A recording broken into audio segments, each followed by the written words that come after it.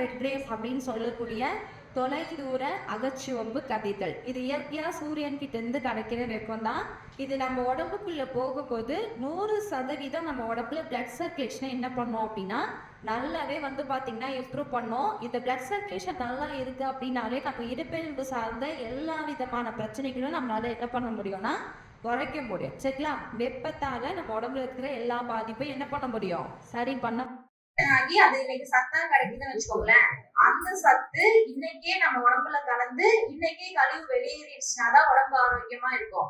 அது நாளைக்கு நம்ம உடம்புல சேர்ந்தா அதுதான் கெட்ட கொழுப்புகளா மாறி ஹார்ட்ல போய் ரத்த குழாயில படியும் போது ஹார்ட் அட்டாக் அப்படிங்கிற ஒரு பாதிப்பை என்ன பண்ணுது, ஏற்படுத்துது. அப்ப பாருங்க, மோஷன் ப்ராப்ளம் யாருக்கெல்லாம் இருக்கோ அவங்களுக்கு ஸ்கின் ப்ராப்ளம் வர்றதுக்கான வாய்ப்புகள் இருக்கு. ஹார்ட் அட்டாக் பிரச்சனை வர்றதுக்கு வாய்ப்புகள் இருக்கு. ரத்தம் பாத்தீங்கன்னா அதுல இருக்கக்கூடிய சத்துக்கள் குறையறதுக்கான வாய்ப்புகளும் நிறைய இருக்கு. சரிங்களா? இது புரிஞ்சுதா? அப்ப டெய்லி இதுல உட்காரும் போது மலச்சிக்கல் பாதிப்பை என்ன பண்ண முடியும், சரி பண்ண முடியும். அடுத்ததான் பாத்தீங்கன்னா விரைவாதம். 40-45 வயசுக்கு மேல இருக்கக்கூடிய நிறைய ஆண்களுக்கு இருக்கக்கூடிய பாதிப்பு. இது ஒரு விதமான ஹார்மோன்ஸ் சுரந்து வெளியேறாம ஏற்படக்கூடிய பிரச்சனை. சரிங்களா?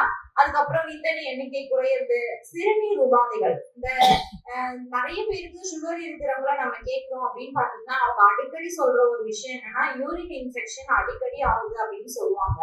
அதாவது என்ன அப்படின்னா நமக்கு கணையம் இன்சுலின் அப்படிங்கிற ஒரு ஹார்மோனை சுரக்கும். சரிங்களா? அந்த ஹார்மோன் சரியா சுரக்காம போறதுதான் நம்ம உடம்புல ரத்தத்துல இருக்கக்கூடிய சத்துக்கள் ரொம்ப குறைவாயிடுது. இந்த மாதிரி ப்ராப்ளம் இருக்கிறவங்களுக்கு உடம்புல நல்ல பாக்டீரியாவோட அளவு என்ன ஆகும், குறைவாதான் சுரக்கும். அதனால அடிக்கடி அவங்களுக்கு என்ன ஆகுது அப்படின்னா யூரின் இன்ஃபெக்ஷன் பிரச்சனை வரும். எரிச்சலோ நமச்சலோ இருக்கு அப்படின்னா அது ஒரு நல்ல பாக்டீரியா உற்பத்தி உடம்புல சரியில்லை அப்படின்னு தான் அர்த்தம். சோ இது முதுகெலும்பை பராமரிக்கும் போதே உங்க உடம்புல இருக்கிற எல்லா உறுப்பும் ஆக்டிவா வேலை பார்க்கும்போது அப்பெண்டிக்ஸ் அப்படிங்கிற அந்த உறுப்பு ஆரோக்கியமா நம்ம உடம்புல வேலை பார்த்தாலே நம்ம உடம்புக்கு தேவையான நல்ல பாக்டீரியாக்கள் என்ன ஆகும், உருவாகிற ஒரு விஷயம் நடக்கும். சரிங்களா? அதுக்கப்புறம் செரிமான பிரச்சனை, பைல்ஸ் ப்ராப்ளம், அதுக்கப்புறம் பாத்தீங்கன்னா கால் நரம்பு சுத்துறது, வெரிகோஸ் வெயின்னு சொல்லுவாங்க. அதிக நேரம் நின்று ஒர்க் பண்றதுனாலயும் உடம்போட வெயிட் அதிகமா இருக்கிறதுனாலயும் பாத்தீங்கன்னா இந்த காலுக்கு ரத்த ஓட்டம் சரியா போகாம கால் நரம்புகள் எல்லாமே என்ன பண்ணும், சுருட்டிக்கும். அந்த மாதிரி பிரச்சனை இருக்கிறவங்களும் என்ன பண்ணலாம், தாராளமா எடுக்கலாம். சியாட்டிகா பாதிப்பு அப்படின்னு சொல்லுவோம். L4 L5 டிஸ்க் பாதிப்பு இருக்கிறவங்களுக்கு கண்டிப்பா இந்த பிரச்சனை வர்றதுக்கு வாய்ப்பு ரொம்ப ஜாஸ்தி. ஏன்னா L4லயும் L5லயும் தான் நம்ம காலுக்கு போற நரம்பு கனெக்ட் ஆயிருக்கு. அந்த L5ல L5 நரம்பு போய் L5 எலும்பு போய் அந்த நரம்பு அழுத்தும் போது ஒரு பக்கம் மட்டும் உள்ள இருக்கக்கூடிய நரம்பு அதிகமான வலியை என்ன பண்ணும்னா ஏற்படுத்தும். இவங்க மேல வலிக்குதுன்னு சொல்லுவாங்க, இங்க வலிக்குது இங்க வலிக்குது. ஆனா உள்ளுக்குள்ள இருக்கக்கூடிய அந்த நரம்பு வலியை ஏற்படுத்தும். அவங்களால கால் நீட்டி படுக்க முடியாது, ரொம்ப நேரம் நின்று என்ன பண்ண முடியாது, வேலை பார்க்க முடியாது. அந்த மாதிரி ஒரு பாதிப்பு தான் பாத்தீங்கன்னா சியாட்டிகா ப்ராப்ளம் அப்படின்னு சொல்லுவோம். சரிங்களா? அதுக்கப்புறம் உடல் பருமன் ஆகிறது.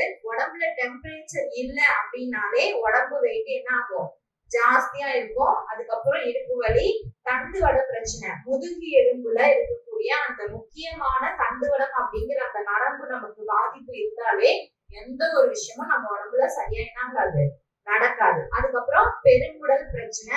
பெருங்குடல் பாதிப்பு இருக்கிறவங்களுக்கு உடம்புல நீர் சத்தோட அளவு ரொம்பவே என்ன இருக்கும்னா குறைவா இருக்கும். ஏன்னா பெருங்குடல் தான் நம்ம உடம்புக்கு தேவையான நீர் சத்து என்ன பண்ணுது, சேர்த்து வைக்குது. அந்த பாதிப்பு இருக்கிறவங்களுக்கு நீர் சத்து உடம்புல இருக்காது. ஸ்கின் ப்ராப்ளம் நிறைய வர்றதுக்கு வாய்ப்புகள் இருக்கு. சரிங்களா? அதுக்கப்புறம் 18வது நோய் என்னன்னு சொல்லுங்க, சிறுநீரக பாதிப்பு. சரிங்களா?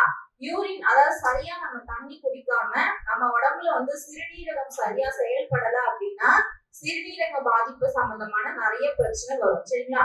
அதிகமா மெடிசின் எடுத்துக்கிறாங்க அப்படின்னா ஒரு பிரச்சனைக்காக தொடர்ந்து பல வருஷம் அதிக மாத்திரை எடுத்துக்கிறவங்களுக்கு சிறுநீரக பாதிப்பு ஏற்படுறதுக்கான வாய்ப்புகள் இருக்கு. சிறுநீரக பாதிப்பு இருந்தாலே யூரின் போறது முக்கியமா ரத்தம் சுத்தப்படுத்தக்கூடிய ஒரு விஷயம் நம்ம உடம்புல என்ன ஆகாதுன்னா முழுமையா நடக்காது. சரிங்களா? அடுத்தது வால் எலும்பு பிரச்சனை. அதுக்கப்புறம் சிறுநீர் பை தளர்ந்து போறது, அப்புறம் அடக்க முடியாத சிறுநீர். இன்னைக்கு வயசானவங்களுக்கு இருக்கிற நிறைய பேரு சொல்ற ஒரு பிரச்சனை என்ன அப்படின்னு பாத்தீங்கன்னா யூரின் என்ன பண்ண முடியல, கண்ட்ரோல் பண்ண முடியல அப்படின்னு சொல்றாங்க. அந்த மாதிரி பிரச்சனை இருக்கிறவங்களும் இதுல தாராளமா என்ன பண்ணலாம்னா எடுக்கலாம். சரிங்களா? அப்புறம் என்னது, அடக்க முடியாத சிறுநீர், ரத்த ஓட்ட பிரச்சனை, உடம்போட டெம்பரேச்சர் குறையுது, நம்ம உடம்புல பிளட் சர்க்குலேஷன் பிரச்சனை, நரம்பு பிரச்சனை, தூக்கம் வரல, உடம்பு வெயிட் ஜாஸ்தியா இருக்கு, நம்ம உடம்புல வரக்கூடிய நிறைய பிரச்சனை எந்த ஒரு காரணத்தினால வருதுன்னா உடம்போட வெப்பநிலை குறையறதுனாலதான். சரிங்களா? சோ உடம்போட வெப்பநிலைய சூடு அதிகமா இருக்கு அந்த நிமிஷம் வயசாகும் போது என்ன ஆகுது, இடுப்பெலும்பு சம்பந்தமான நிறைய பிரச்சனைகளை உருவாக்கி கொடுக்குது. அப்ப இன்னையில இருந்தே இடுப்பெலும்பையும் நம்மளுடைய முதுகெலும்பையும் ஆரோக்கியமா வச்சுக்கிறதுக்கான பராமரிப்பை நீங்க சென்டருக்குள்ள உட்கார்ற நேரத்திலேயே என்ன பண்ணலாம் அப்படின்னா ஆரோக்கியத்தை உருவாக்கிக்கலாம். சரிங்களா?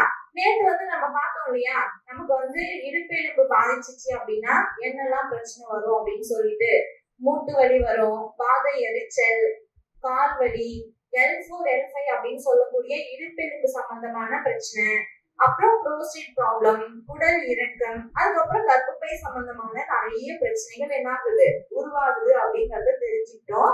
இன்னைக்கு நம்ம அடுத்து இருக்கக்கூடிய விஷயங்களை தெரிஞ்சுக்கலாம். சரிங்களா? அதாவது மலச்சிக்கல். ஓகேங்களா? அதாவது மோஷன் போல அப்படிங்கிறது ஒரு சாதாரண பிரச்சனையாலாம் நம்ம சொல்ல முடியாது. இது ஒரு பெரிய பிரச்சனை தான். சரிங்களா? அன்றாடம் ஒரு மனுஷனுக்கு முதல் செயல்பாடு என்ன நடக்கணும் அப்படின்னா, நல்லா பசிக்கணும், நம்ம சாப்பிடுறது நல்லா செரிக்கணும், செரிச்சது சத்தா கிடைக்கணும், மீதி இருக்கக்கூடிய கழிவுகள் மலக்குடல் வழியா வெளியில என்ன பண்ணணும், கழிவுகளா வெளியில வந்துடணும். இது ஒரு மனுஷனுக்கு அன்றாடம் நடக்கக்கூடிய ஒரு செயல்பாடு. இது நமக்கு நல்லா நடக்கல அப்படின்னா உடம்பு என்ன ஆகாது, ஆரோக்கியமா இருக்காது. சரிங்களா? இது நிறைய பேர் ஹாஸ்பிட்டல்ல போயிட்டு எனக்கு இந்த மாதிரி ப்ராப்ளம் இருக்கு அப்படின்னு சொல்றதுக்கே என்ன பண்ணுவாங்கன்னா கூச்சப்படுவாங்க. ஆனா இந்த ப்ராப்ளம் தான் ஹார்ட் அட்டாக் வரதுக்கே ஒரு முதல் பிரச்சனை. ஏன் அப்படின்னா டெய்லி சாப்பிடுறோம், அது செரிக்கணும், செரிக்கல அப்படின்னா டைஜஷன் ஆகல அப்படின்னா நம்ம உடம்புல அந்த முழு சத்துக்கள் என்ன ஆகாது, கிடைக்காது. இல்ல நல்லாதான் டைஜஷன் ஆகுது, ஆனா டெய்லி என்ன ஆகல, எனக்கு மோஷன் போகல அப்படின்னா மோஷன் உள்ளுக்குள்ளேயே ஒரு கெட்ட கழிவா சேர்த்து அது நிறைய கெட்ட கொழுப்புகளை உருவாக்கி அது என்ன பண்ணும் அப்படின்னா நம்ம உடம்புல ரத்தத்திலேயே போய் கலக்க ஆரம்பிச்சிடும். சரிங்களா? ஒரு சில பேருக்கு வயிறு ரொம்ப பெருசா இருக்கிறதுக்கு காரணமும் அதிகமான கொழுப்புகள் வயிற்றுல தங்குறதுனால்தான். அந்த கொழுப்புகள் கொஞ்சம் கொஞ்சமா ரத்தத்துல கலந்து ரத்த குழாய்கள் வழியா போகும்போது கொஞ்சம் கொஞ்சமா ஒவ்வொரு ரத்த குழாயிலையும் படிய ஆரம்பிக்குதுன்னு வச்சுக்கோங்களேன். உதாரணத்துக்கு நமக்கு வயிற்றுலதான் மிகப்பெரிய ரத்த குழாய் இருக்கு, அதன் வழியா தான் உடம்புல இருக்கிற எல்லா உறுப்புக்கும் என்ன பண்ணணும், ரத்தம் போகணும். அவன் போதுமா 10 நிமிஷம் போதும்னா எந்திரிச்சுக்கோங்க. ஓகே, நீங்களும் எந்திரிச்சுக்கோங்க. ஒரு 5 நிமிஷத்துல நம்ம டெஸ்டிமோனியல் கேக் வேணுமோ அதை நம்ம இதுல என்ன பண்ணலாம்னா வச்சுக்கலாம். சரிங்களா? சரி, ஃபர்ஸ்ட் ஒரு 3 பேர் எடுத்தாங்கல்ல, அவங்க இந்த 10 நிமிஷம் உட்கார்ந்தது எப்படி இருக்குன்னு நம்ம கேட்டு தெரிஞ்சுக்கலாம். சொல்லுங்க, யாரும் இருக்கீங்க?